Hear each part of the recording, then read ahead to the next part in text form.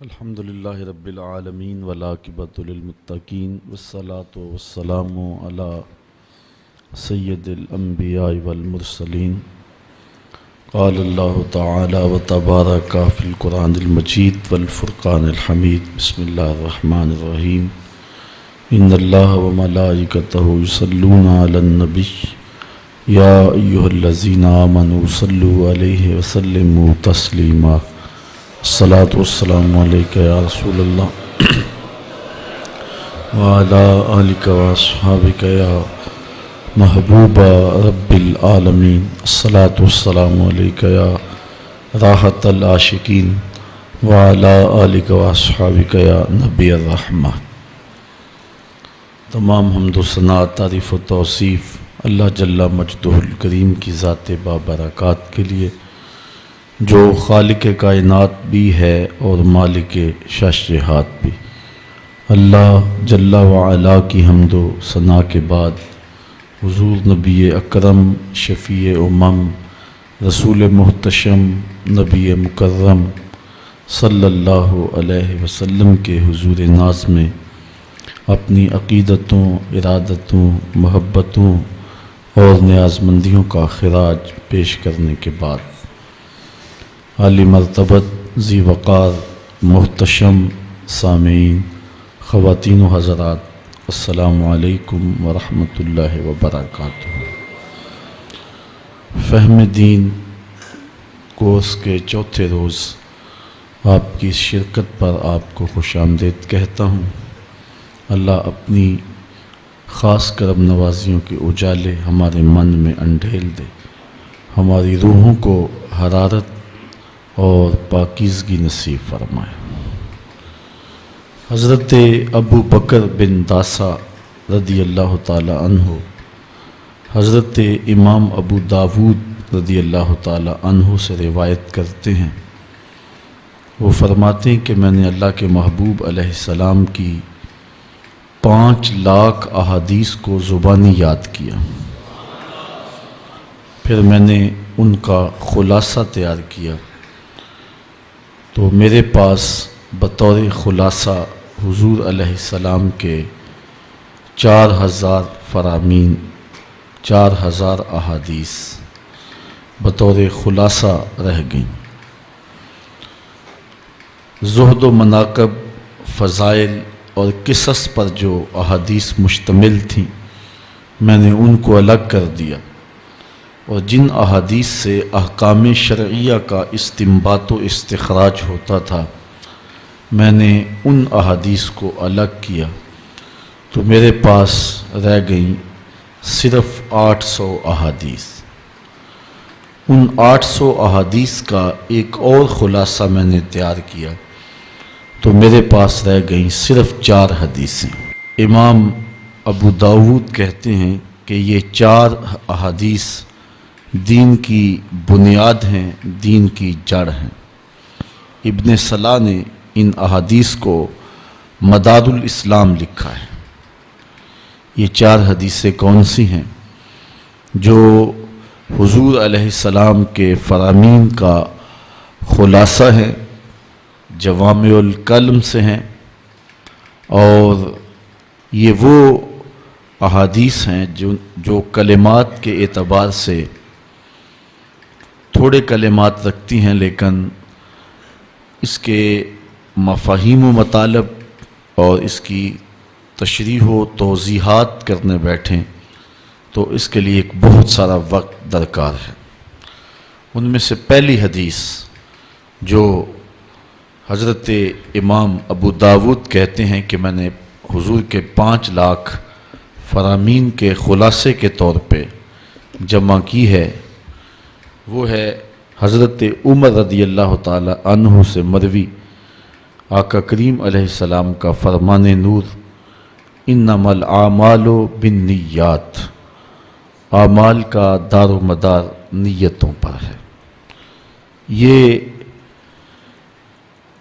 حدیث پاک ہماری زندگی کے اندر ایک نظم پیدا کرتی ہے، اور جو بھی ہم عمل کرتے ہیں اس سے قبل دیکھ لیں کہ اس میں نیت کی خرابی تو نہیں ہے۔ اسلام نے ہمیں خلوص کی طرف بلایا ہے، اور خلوص اگر عمل میں نہیں ہوگا تو عمل قبول نہیں ہوگا۔ ریاکاری اس کی اتنی شدت کے ساتھ نفی کی گئی کہ اسلام میں ریا کو شرک کہا گیا۔ حضرت عمر رضی اللہ تعالی عنہ مسجد نبوی سے باہر تشریف لانے لگے تو انہوں نے حضرت معاذ بن جبل رضی اللہ تعالی عنہ کو دیکھا کہ وہ حضور کی قبر انور کے پاس بیٹھ کے رو رہے تھے۔ تو حضرت عمر نے کہا، معاذ تم یہاں بیٹھ کے کیوں رو رہے ہو؟ تو حضرت معاذ نے کہا کہ مجھے حضور کا ایک فرمان یاد آ گیا جس نے مجھے تڑپا کے رکھ دیا۔ تو کہا وہ کیا فرمان ہے حضور کا؟ تو حضرت معاذ بن جبل نے حضور علیہ السلام سے مروی ایک حدیث سنائی۔ اس کا پہلا حصہ یہ ہے کہ آقا کریم علیہ السلام نے ارشاد فرمایا کہ معمولی سی ریا بھی شرک ہے۔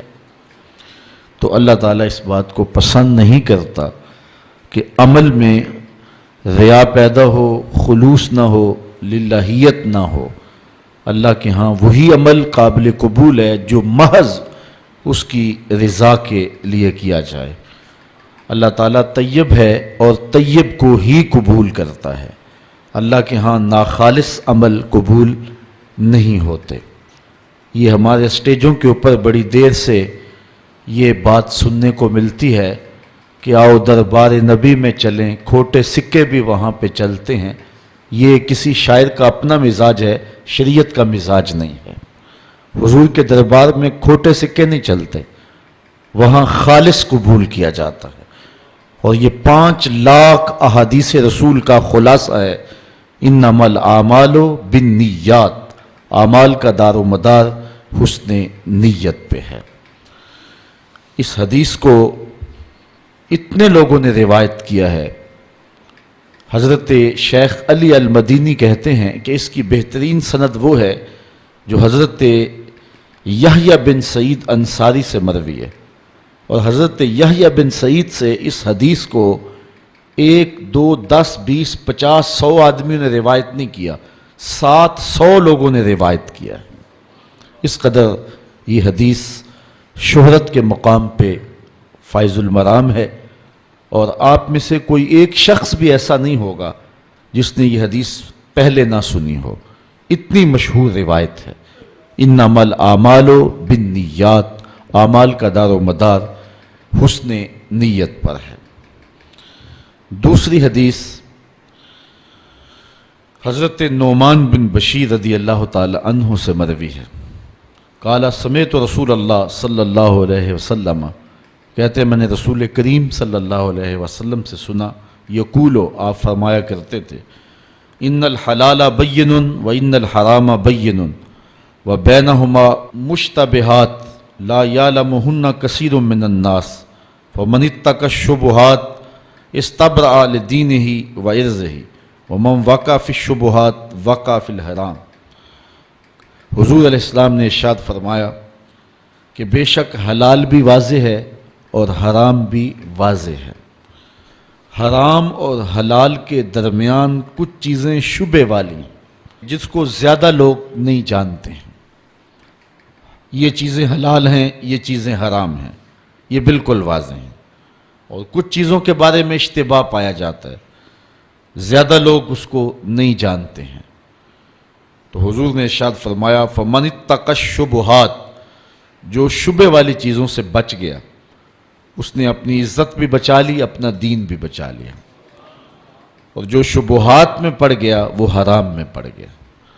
تو حلال بھی واضح، حرام بھی واضح، درمیان میں کچھ امور ہیں جو مشتبہ ہیں، تو ان سے بچنا چاہیے۔ جس چیز کے بارے میں شک ہو جائے اس سے گریز کرنا چاہیے۔ ہمیں اگر کھانے میں شک پڑ جائے کہ اس میں کوئی ایسی چیز شامل ہو گئی ہے جو صحت کے لیے مضر ہے، تو قیمتی کھانا بھی ہم ضائع کر دیتے ہیں، اس کو نہیں کھاتے۔ تو دین کے معاملے میں ہم کیوں جو ہے وہ احتیاط نہ برتیں؟ تو جو چیزیں واضح ہیں حلت کے اعتبار سے اور حرمت کے اعتبار سے وہ تو واضح ہیں، لیکن جو شبہ والی چیزیں ہیں ان سے بھی اہل ایمان اپنے دامن کو محفوظ رکھتے ہیں۔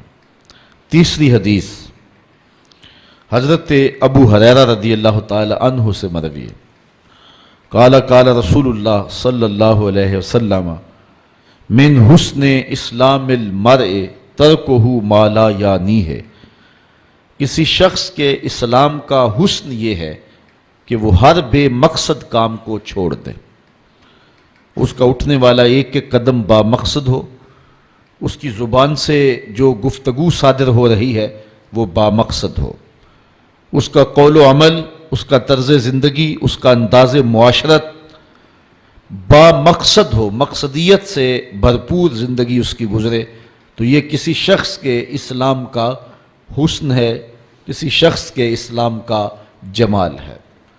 آج ہم اپنا وقت جس طرح برباد کر رہے ہیں، فضول اور بیہودہ گفتگو میں جس طرح اپنی صلاحیتوں کو ضائع کر رہے ہیں، اور جس انداز کے ساتھ اپنے وقت کا مصرف ہم نے بنایا ہوا ہے، ہم اس حدیث کی روشنی میں غور کریں اور اپنی زندگی کی ایک ایک سانس کو، ایک ایک ساعت کو با مقصد بنائیں۔ چوتھی حدیث حضرت انس رضی اللہ تعالی عنہ سے مروی ہے، وہ حضور سے روایت کرتے ہیں کہ آقا کریم علیہ السلام نے ارشاد فرمایا، لا یؤمن احدکم حتی یحب لاخیہ ما یحب لنفسہ، اتنی دیر تک تم میں سے کوئی شخص کامل مومن نہیں ہو سکتا جب تک اپنے بھائی کے لیے وہ پسند نہ کرے جو اپنے لیے پسند کرتا ہے۔ یہ جذبات اگر کسی شخص کو نصیب ہو جائیں کہ وہ اپنے بھائی کے لیے، وہ اس کا خونی رشتے کا بھائی ہو یا اس کا دینی بھائی ہو، تو وہ اپنے بھائی کے لیے وہ پسند کرے جو اپنی ذات کے لیے پسند کرتا ہے۔ انسان کے جذبوں کی کائنات جب تک کتنی پاکیزہ تر نہیں ہو جاتی اور اس کا باطن اتنا ستھرا جب تک نہیں ہو جاتا، تو اتنی دیر تک ایمان کا کمال وہ نہیں پا سکتا۔ ایمان ایک نفع بخش چیز کا نام ہے، ایمان خلق خدا کو رہنمائی اور خلق خدا کی خیرخواہی کا نام ہے۔ اس لیے اگر کوئی شخص اپنے بھائی کے لیے وہ پسند نہیں کرتا جو اپنے لیے پسند کرے، تو وہ اپنے ایمان کو مکمل نہ سمجھے۔ ایمان کی تکمیل تب ہوگی کہ جو اپنے بھائی کے لیے پسند کرتا ہے وہ اپنے لیے بھی پسند کرے۔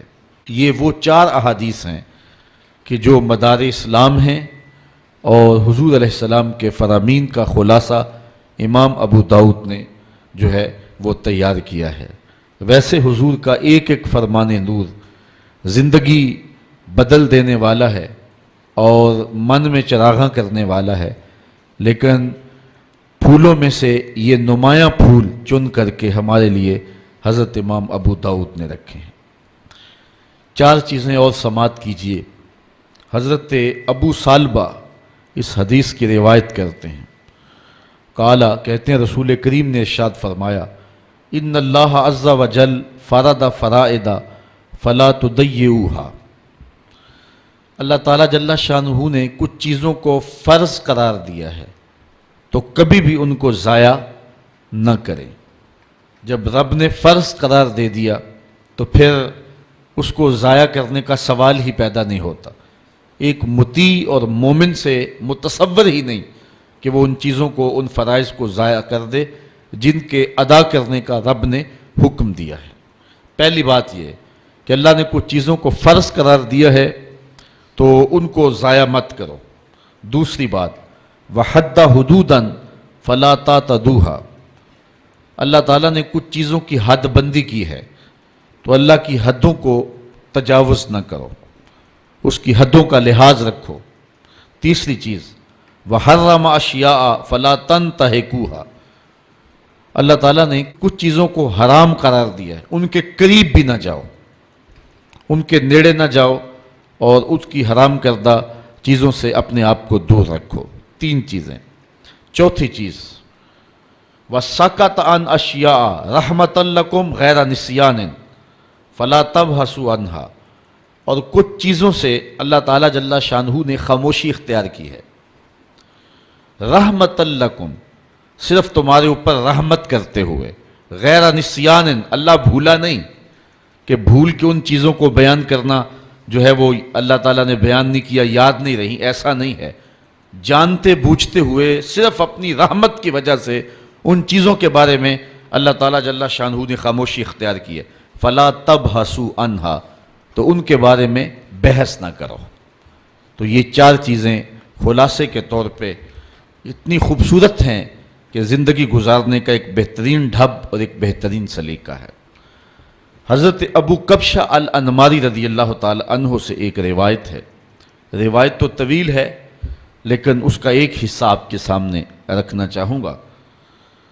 حضور علیہ السلام نے ارشاد فرمایا، انما الدنیا لاربعۃ نفر، دنیا میں چار طرح کے لوگ ہیں دنیا کے اعتبار سے۔ پہلا بندہ، عبد رزقہ اللہ مالا وعلما فہو یتقی فیہ ربہ ویصل رحمہ ویعمل للہ فیہ بحقہ فہذا بافضل المنازل۔ پہلا شخص وہ ہے کہ جس کو اللہ نے مال بھی دیا، علم بھی دیا، دونوں چیزیں اس بندے کو عطا کر دی گئیں۔ فہو یتقی فیہ ربہ، تو وہ اس معاملے میں اللہ سے ڈرتا ہے، ویصل رحمہ، اور صلہ رحمی کرتا ہے، اپنے رشتہ داروں کے ساتھ، اعزاء و اقرباء کے ساتھ، بیوی بچوں کے ساتھ حسن سلوک کرتا ہے، صلہ رحمی کرتا ہے۔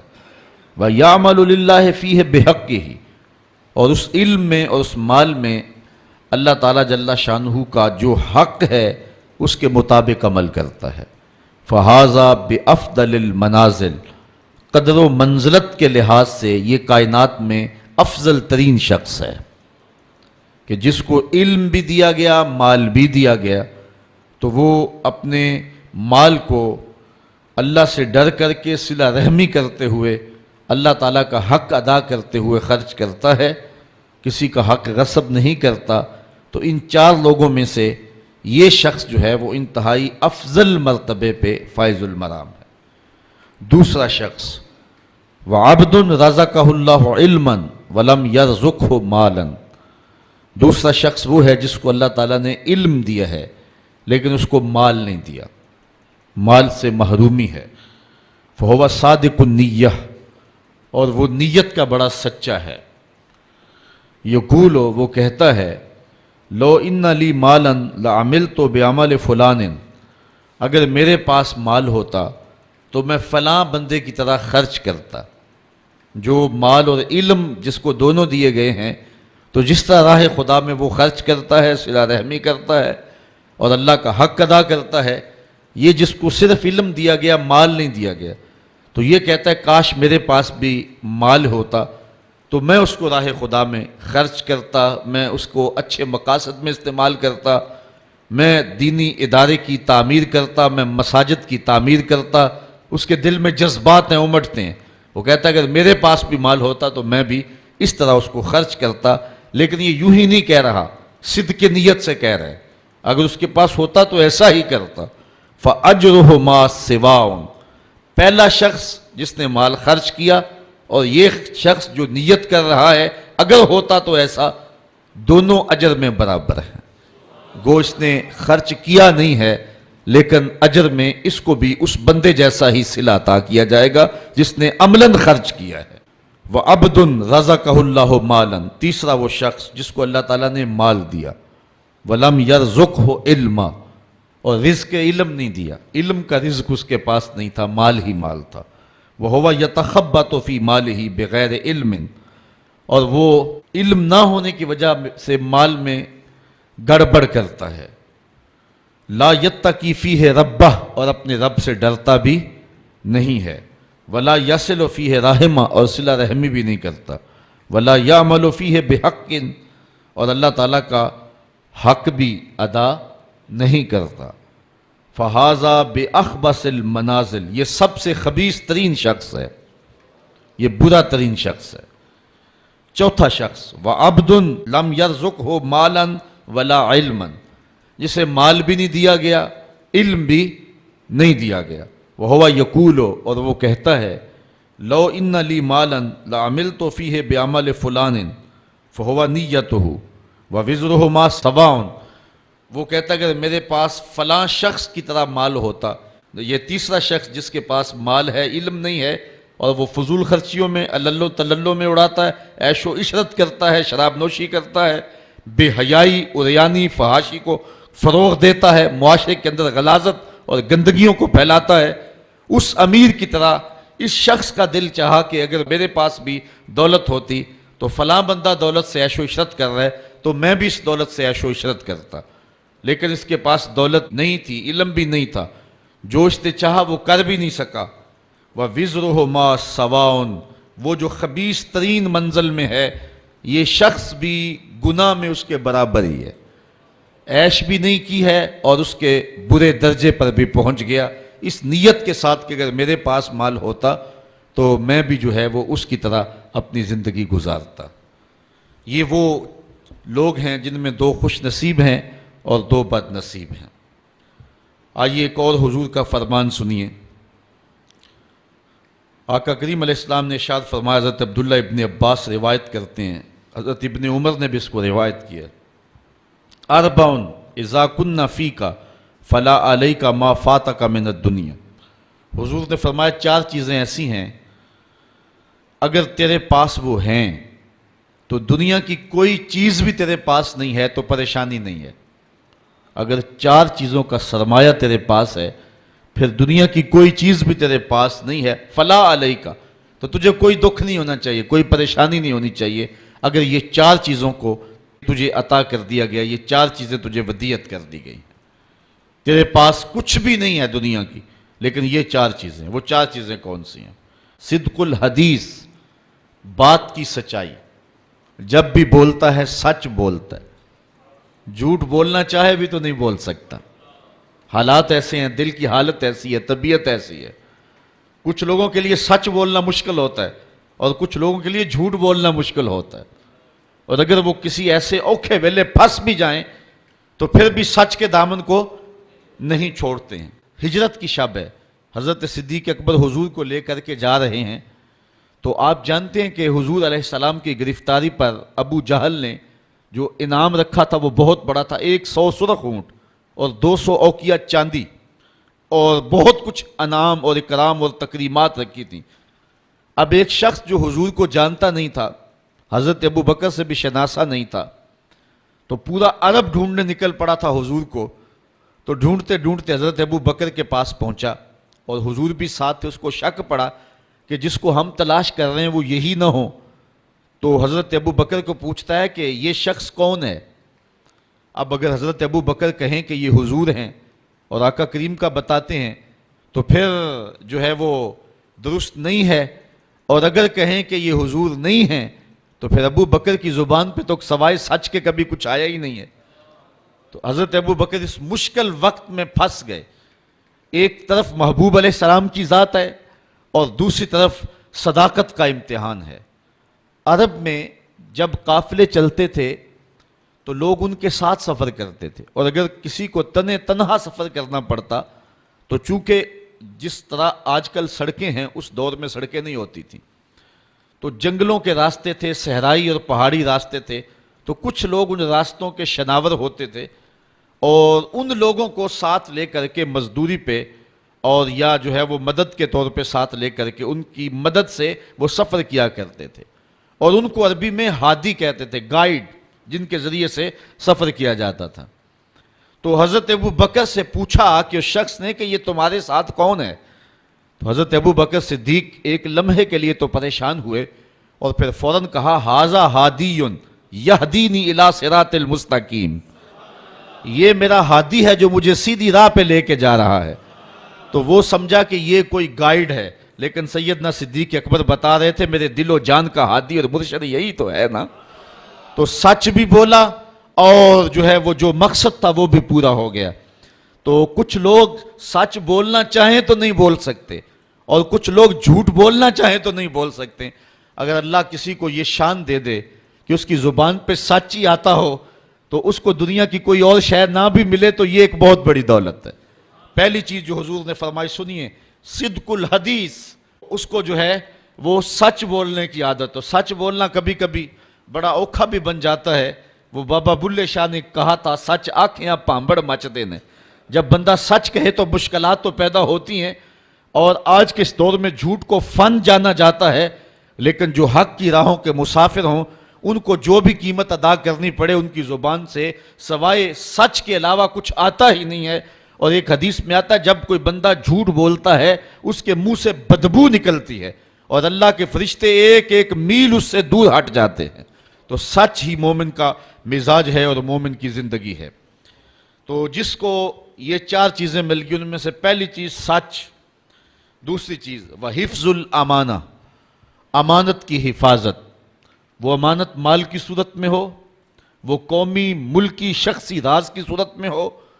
جو اللہ کے بندے ہیں وہ امانت میں کبھی بھی خیانت نہیں کیا کرتے، یہ ایک بہت بڑی دولت ہے اگر کسی شخص کو نصیب ہو گئے، ورنہ پیسے دیکھ کر کے تو بڑوں بڑوں کے منہ میں پانی آ جاتا ہے اور اپنا دین اور اپنا ایمان بیچ دیتے ہیں۔ آج کل تو خیر لوگ چائے کے پیالی پہ دین بیچ رہے ہیں، آج کل تو جو ہے وہ چند ٹگوں پہ ایمان فروخت کیا جا رہا ہے۔ حضور نے اس دور کی نشاندہی کرتے ہوئے فرمایا تھا کہ لا یبق من الاسلام الا اسمہ ولا یبق من القرآن الا رسمہ مساجدہم عامرۃ وہی خراب من الہدی، اور پھر فرمایا تھا یصبح الرجل مومنا ویمسی کافرا یبیع الرجل دینہ بعرض من الدنیا، دنیا کی چند کوڑیوں کے بدلے لوگ ایمان بیچا کریں گے۔ تو یہ آج دور آیا ہے۔ ایک بندہ کہتا ہے کہ میں اگر جھوٹ نہ بولوں، اگر جھوٹی قسم نہ اٹھاؤں تو جو ہے وہ میرا سامان ہی نہیں بکتا۔ واقعی تیرا سامان نہیں بکتا، چونکہ تیرا مقسوم حرام لکھ دیا گیا ہے۔ اگر تو سچ بولنے کی عادت اختیار کر لیتا تو اللہ سچائی میں وہ برکت رکھی ہے جو کسی اور شے میں نہیں رکھی ہوئی ہے۔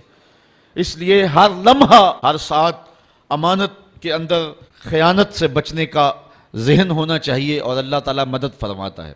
تیسری چیز وحسن الخلق، اور حسن خلق، اچھا خلق اور ایک دوسرے کے ساتھ جو ہے وہ اچھائی اور برتاؤ کا اچھا طریقہ۔ ہم نے خلق کا مفہوم صرف یہ سمجھ لیا ہے کہ کسی کو ہنس کے ملنا یہ اچھا خلق ہے، یہ خلق میں شامل ضرور ہے، لیکن صرف ہنس کے ملنا اور پھر جڑیں کاٹتے رہنا، خیانت کرنا اور پشت کے پیچھے جو ہے وہ غیبت کرنا اور اس کو نقصان پہنچانے کی کوشش کرنا، یہ منافی ہیں ساری چیزیں حسن خلق کی۔ حسن خلق کا معنی یہ ہے کہ انسان جو ہے وہ ہر طرح سے ایک اچھا اخلاق اور اچھی عادات کا حامل ہو۔ صرف مسکرا کے مل لینا اور باقی اپنے لچھر انداز وہی رکھنا یہ حسن خلق کے زمرے میں نہیں آئے گا۔ یہ حسن خلق کا ایک رکن تو ہو سکتا ہے لیکن مکمل حسن خلق یہ نہیں ہے۔ چوتھی چیز وعفت مطعم، اور لقمے کی پاکیزگی، رزق پاک ہو۔ رزق کی پاکیزگی اللہ کے قرب کا سبب ہے، باطن کی روشنی اور اجالوں کا ذریعہ ہے اور دعاؤں کی قبولیت کے لیے بنیادی شرط ہے۔ آقا کریم نے ارشاد فرمایا ایک شخص لمبا سفر کر کے کعبۃ اللہ میں پہنچا ہے، یمد یدیہ، اور اپنے ہاتھ پھیلا کر کے لمبے لمبے ہاتھ کر کے دعائیں مانگتا ہے۔ اللہ کا گھر سامنے ہے اور ہاتھ اس نے لمبے، اشعث اغبر، اس کے کپڑے پھٹے ہوئے ہیں، چہرے پہ گرد پڑی ہوئی ہے لمبے سفر کی وجہ سے، حالت فقیرانہ بنی ہوئی ہے، ہاتھ بھی لمبے ہیں اور کعبۃ اللہ کے سامنے کھڑا ہے۔ وَمَطْعَمُهُ حَرَامٌ وَمَلْبَسُهُ حَرَامٌ وَمَشْرَبُهُ حَرَامٌ وَغُذِيَ بِالْحَرَامِ، لیکن جو کھایا ہے وہ حرام کا، جو پیا وہ حرام کا، جو لباس پہنا وہ حرام کا، جو غذا دی گئی ہے اس کو وہ حرام کی۔ فَأَنَّا يُسْتَجَابُ لِذَلِكَ، حضور فرماتے ہیں بتاؤ اس کی دعا کیسے قبول ہوگی۔ سفر کی حالت بھی ہے، لمبا سفر بھی کاٹا ہے، دکھ مصیبت بھی صحیح ہے، کعبۃ اللہ کے سامنے بھی کھڑا ہے، لیکن دعا قبول نہیں ہوگی۔ اگر لوگوں کا حق مار کے، غصب کر کے عمرہ کرنے چلے جائیں، حج کرنے چلے جائیں تو تمہاری باتیں منہ پہ ماری جائیں گی۔ یہ انداز ہے اللہ تعالیٰ کے ہاں قبولیت کا کہ لقمہ پاک ہونا چاہیے۔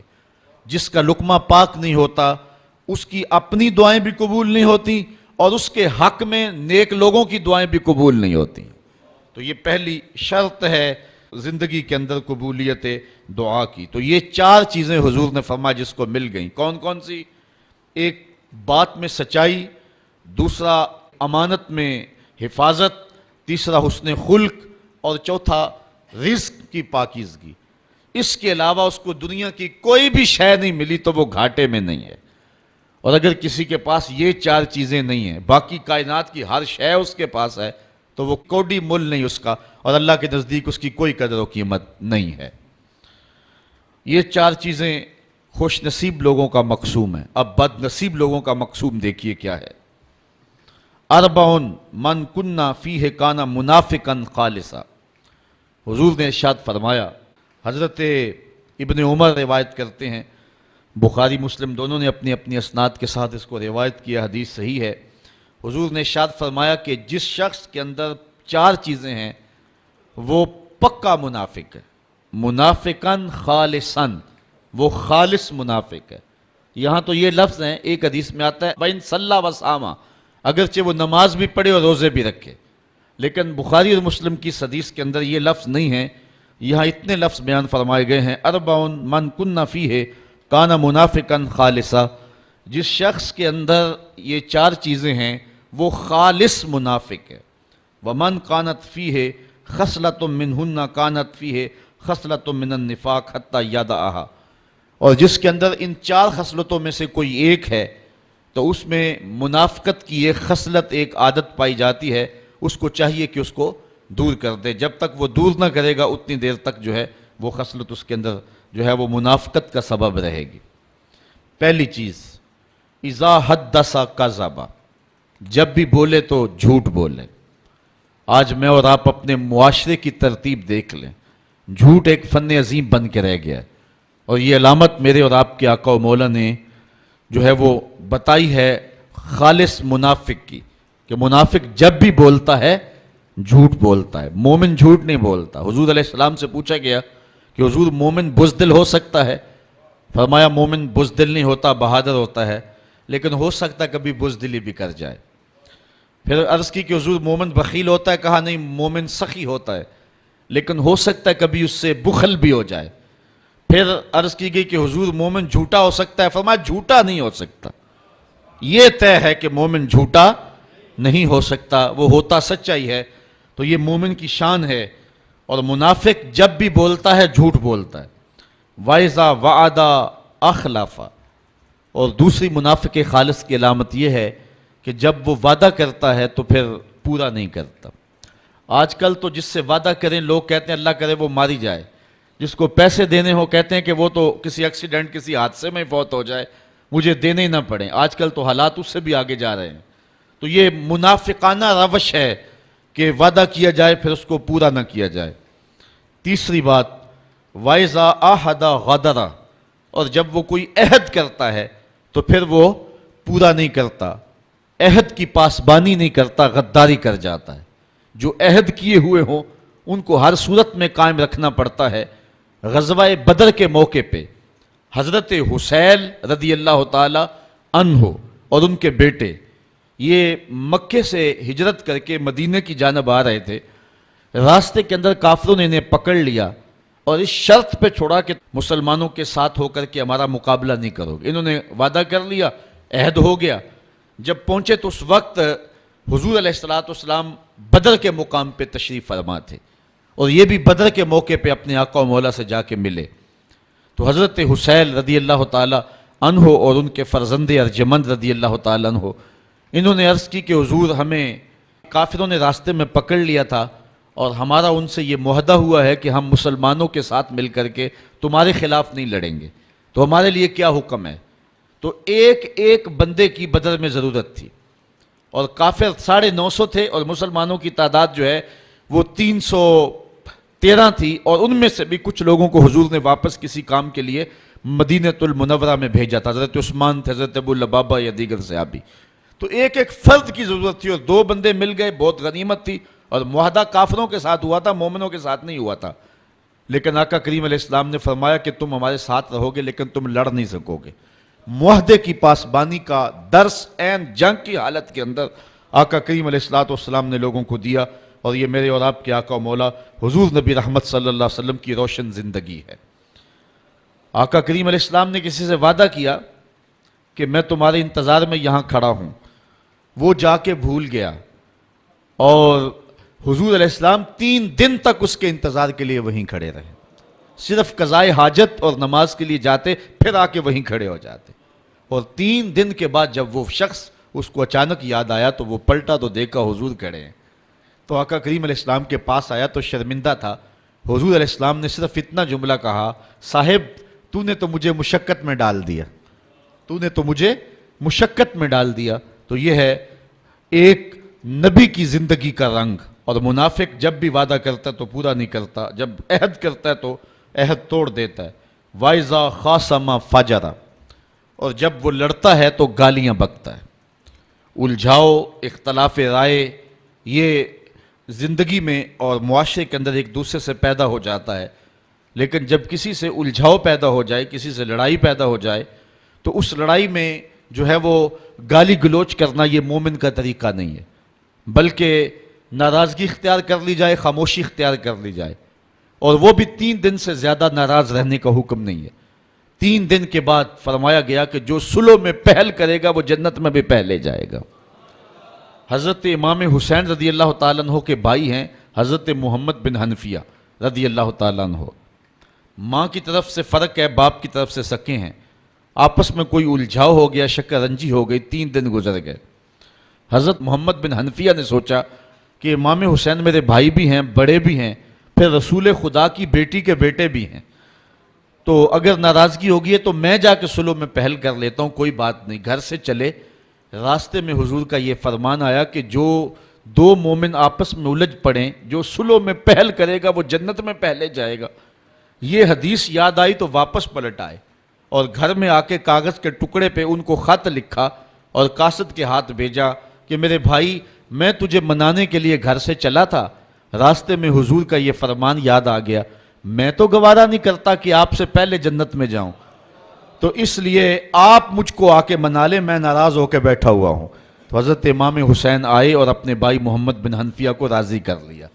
تو ہمیں یہ درس دیا گیا ہے, ہمیں یہ سبق دیا گیا ہے. اربعون فی امتی من امر الجاہلیت لا یترکونہن. حضور نے ارشاد فرمایا کہ 4 چیزیں ایسی ہیں جو جاہلیت کے امر میں سے ہیں, میری امت میں وہ موجود رہیں گی. موجود رہیں گی اس کا مطلب یہ ہے کہ لوگ اس کو چھوڑیں گے نہیں, اور اسلام ان کو ناپسند کرتا ہے. لیکن جس طرح بہت ساری بری خصلتیں قوموں کے اندر موجود رہتی ہیں, تو یہ خصلت جو ہے وہ قوم کے اندر موجود رہے گی.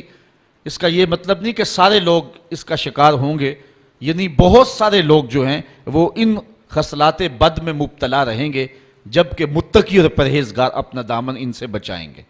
تو زیادہ تر لوگ جو ہیں وہ ان خصلتوں کے اندر مبتلا رہیں گے. پہلی خصلت الفخر فی الاحساب, حسب پہ, اپنی خاندانی وجاہت اور پس منظر پہ اترانا کہ میں فلاں کا بیٹا ہوتا ہوں, میرا فلاں خاندان سے تعلق ہے.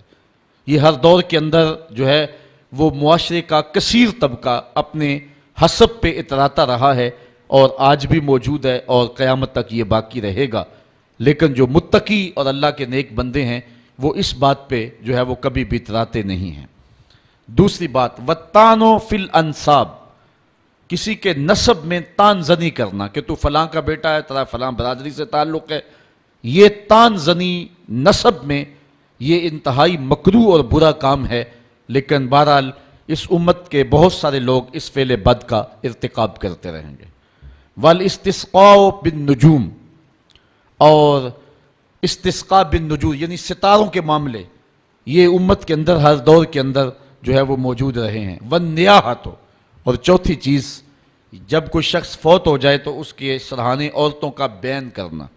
تو یہ بین کا سلسلہ یہ انتہائی جو ہے وہ مکروہ ہے اور شریعت نے ناپسند کیا, بلکہ حضور نے یہاں تک فرمایا لیس منا من ضرب الخدود وشق الجیوب ودعا بدعوی الجاہلیہ. یہ صحیح بخاری کی روایت ہے. حضور نے ارشاد فرمایا کہ جس نے اپنا گریبان پھاڑا, منہ پر تماچے مارے اور جہلوں جیسی باتیں کی, اس کا ہمارے ساتھ کوئی تعلق نہیں ہے. حضرت ابو مالک اشعری رضی اللہ تعالیٰ عنہ سے یہ روایت ہے کہ یہ چیزیں امت کے اندر ایک کثیر طبقے میں بہرحال موجود رہیں گی. اربع من کن فیہ حرمہ اللہ تعالیٰ علی النار, 4 چیزیں اللہ اکبر جس شخص میں ہوں گی تو اللہ تعالیٰ اس کو دوزخ کی آتش سے محفوظ رکھے گا. وَعَصَمَهُ مِنَ الشَّيْطَانِ, اور شیطان سے بھی اس کی حفاظت کرے گا. وہ 4 چیزیں کون سی ہیں؟ مَن مَلَكَ نَفْسَهُ, جس نے اپنے آپ کی حفاظت کی, اپنے آپ کو قابو میں رکھا. حین یرغب جب کسی چیز کی طرف رغبت ہو، وحین یرہب اور جب کسی چیز سے ڈر ہو اس نے پھر بھی اپنے آپ کو کنٹرول میں رکھا. وحین یشتہی اور جب سخت بھوک لگی تو اس وقت بھی اس نے اپنے آپ کو کنٹرول میں رکھا. وحین یغضب اور جب وہ غصے میں آیا تو غصے میں بھی اس نے کوئی ایسا کام نہیں کیا، اپنے آپ پہ قابو رکھا. جو ان 4 مواقع پر اپنے اوپر قابو رکھ لیتا ہے اللہ تعالیٰ جل شانہ شیطان سے بھی اس کی حفاظت کرتا ہے اور آتش دوزخ سے بھی اس کو محفوظ فرمائے گا. اور ایک حدیث میں فرمایا وَأَرْبَعٌ مَّن كُنَّ فِيهِ نَشَرَ اللَّهُ تَعَالَىٰ عَلَيْهِ رَحْمَتَهُ وَأَدْخَلَهُ الْجَنَّةَ. 4 چیزیں جس شخص میں ہوئیں اللہ تعالیٰ اپنی رحمت کو اس کے اوپر پھیلا دے گا اور اللہ تعالیٰ جل شانہ اس کو جنت میں داخل کرے گا. من آوى مسکیناً جس نے کسی مسکین کو ٹھکانہ دیا، وَرَحِمَ الضعیف اور کمزور پہ رحم کیا، وَرَفِقَ بِالْمَمْلُوک اور اپنے غلام پہ ملازم پہ نرمی کی، وَأَنفَقَ عَلَى الْوَالِدَيْنِ اور والدین پر مال خرچ کیا.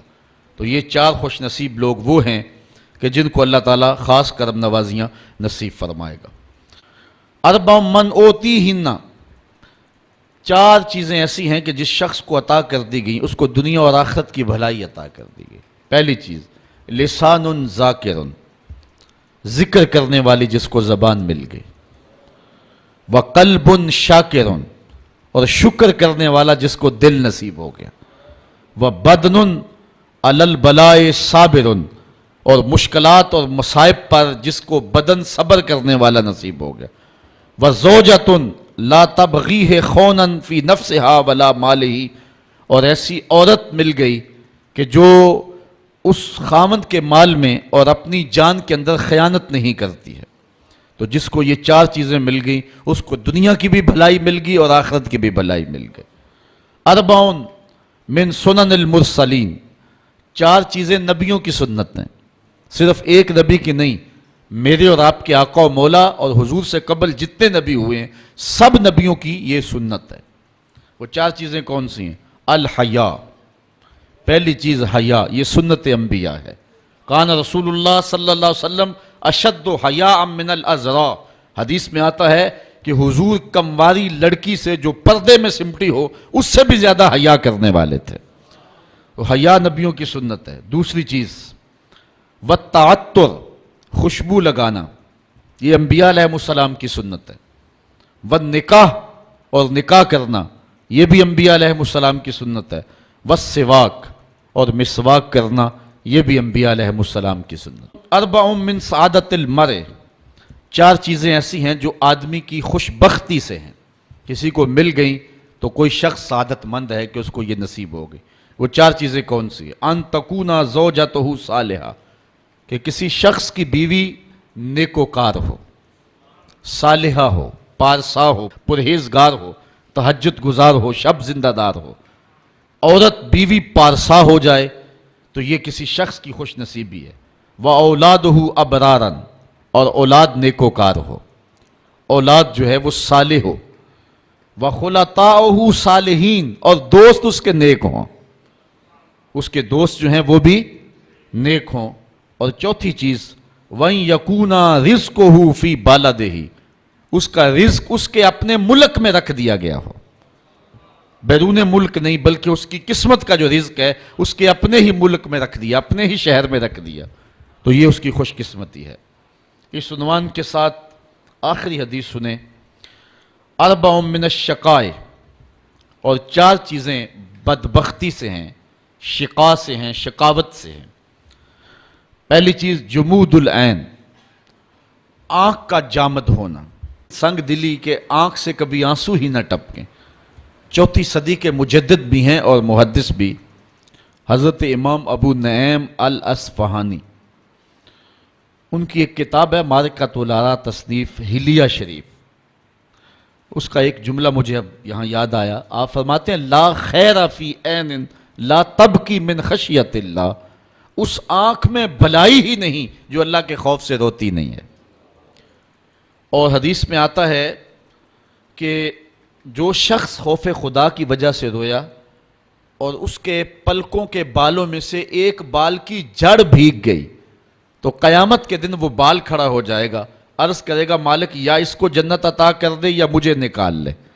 تو اللہ تعالیٰ جل شانہ بال تو نہیں نکالے گا لیکن اس شخص کو جنت عطا فرما دے گا۔ تو رونا یہ ایک بہت بڑی سعادت مندی ہے۔ اللہ تعالیٰ نے قرآن مجید میں ارشاد فرمایا فَلْيَضْحَكُوا قَلِيلًا وَلْيَبْكُوا كَثِيرًا، بہت تھوڑا ہنسا کرو اور بہت زیادہ رویا کرو۔ تو رونے کا حکم دیا ہے میرے رب نے۔ حضرت داتا صاحب علیہ رحمہ نے اس حدیث کو بیان کیا۔ حضور نے فرمایا راتوں کی تنہائیوں میں اٹھ کے قرآن پڑھا کرو اور قرآن پڑھتے ہوئے رویا کرو۔ فَإِن لَّمْ تَبْكُوا فَتَبَاكُوا، اور اگر رونا نہ آئے تو رونے کی کوشش کیا کرو۔ تو حضرت داتا گنج بخش علی حجویری سے ان کے ایک مرید نے پوچھا حضرت رونے کی کوشش کریں پھر بھی رونا نہ آئے تو پھر کیا کریں؟ فرمایا پھر مقدر پہ رویا کرو کہ اتنے سنگ دل ہو گئے ہو کہ تمہیں رونا نہیں آتا۔ میرے والد بزرگوار ایک بڑی خوبصورت کہانی سنایا کرتے تھے کہ ایک اللہ کا بندہ تھا، اس کی عادت یہ تھی کہ وہ سخاوت بڑی کیا کرتا تھا، اور ویسے بھی اہل اللہ کا یہ طریقہ ہے کہ ان کا چولہا گرم ہی رہتا ہے۔ بابا بلے شاہ نے کہا نا اٹ کھڑکے دکڑ وجے تے تتا ہووے چولہا، آن فقیر کھا کھا جاون راضی ہووے بلا۔ تو فقیر کا مزاج یہ ہے کہ اس کا چولہا گرم ہی رہے، تو جو بھی آتا اس کو کچھ نہ کچھ پیش کرتے، حتیٰ کہ مقروض ہو گئے، حتیٰ کہ وقت آخر آن پہنچا۔ لوگوں نے کہا کہ اب تو بابا جی جا رہے تو اپنا قرض ہی جا کے لے آئیں۔ سارے قرض اکٹھے ہو کے آ گئے اور کہنے لگے بابا جی ہمیں قرضہ جو ہے وہ لٹاؤ۔ بابا جی کو یہ فکر کھائی جا رہی تھی کہ اس وقت میرے پاس ان کو کھلانے کے لیے بھی کچھ نہیں ہے، میرے مہمان بیٹھے ہوئے ہیں۔ تھوڑی دیر کے بعد بازار سے ایک بچہ کوئی چیز بیچتا ہوا گزرا اور اس نے آواز لگائی، تو بابا جی نے کہا اس کو بلاؤ۔ بلایا گیا، کہا یہ میرے مہمان ان کو دے دو، تو بتاؤ اس کی قیمت کتنی ہے؟ اس نے شکر کیا کہ میں سارا دن گلیوں میں گھوم کر کے یہ سودا بیچنا تھا، میرا ایک جگہ ہی فروخت ہو گیا۔ تو اس نے وہ سارا کا سارا سودا جو ہے وہ ان لوگوں میں بانٹ دیا اور کہا کہ اتنا بل میرا بنتا ہے۔ بابا جی نے کہا بیٹھ، جو بیٹھ گیا۔ تھوڑی دیر کے بعد اس نے پھر اٹھ کے کہا بابا جی پیسے؟ بابا جی نے کہا یہ سارے لینے والے بیٹھے، جب ان کو دیں گے تجھے بھی دے دیں گے۔ تو وہ بچہ کہنے لگا کہ میں تو اپنی بیوہ ماں کا یتیم بچہ ہوں اور میرے گھر کا چولہا اس وسیلے سے چلتا ہے، تو میں تو صبر نہیں کر سکتا۔ وہ اٹھ کے اس نے رونا شروع کر دیا۔ اچھا وہ رویا، اللہ کی رحمت جوش میں آ گئی۔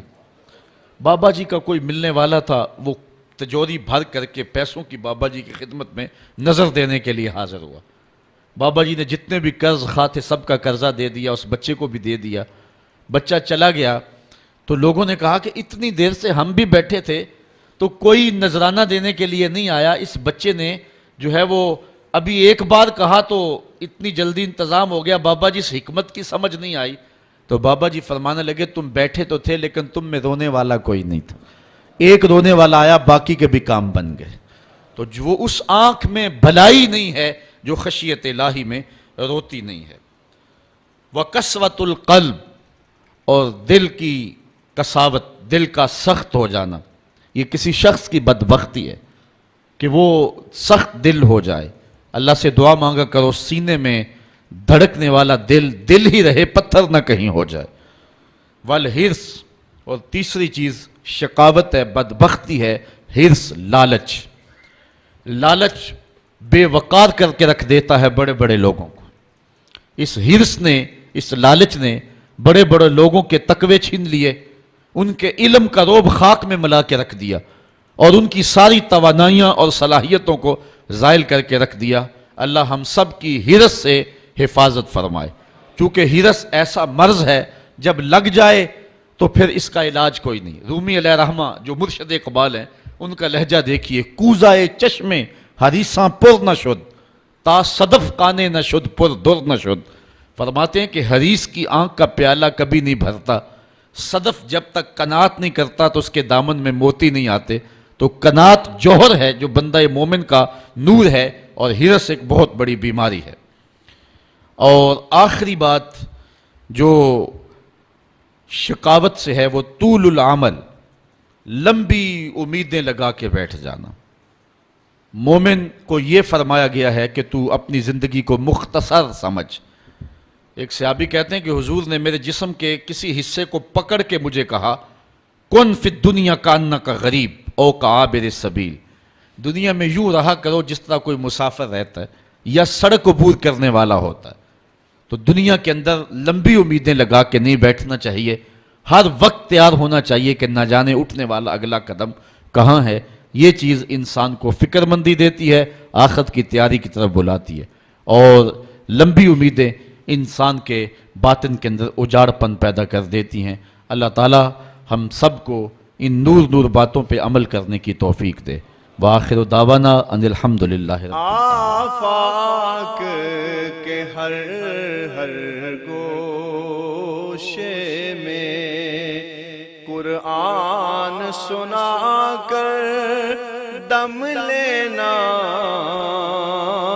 اب رکنا نہیں، اب تھمنا نہیں، فردوس میں جا کر دم لینا، آفاق کے ہر گوشے میں قرآن سنا کر دم لینا، اب رکنا نہیں، اب تھمنا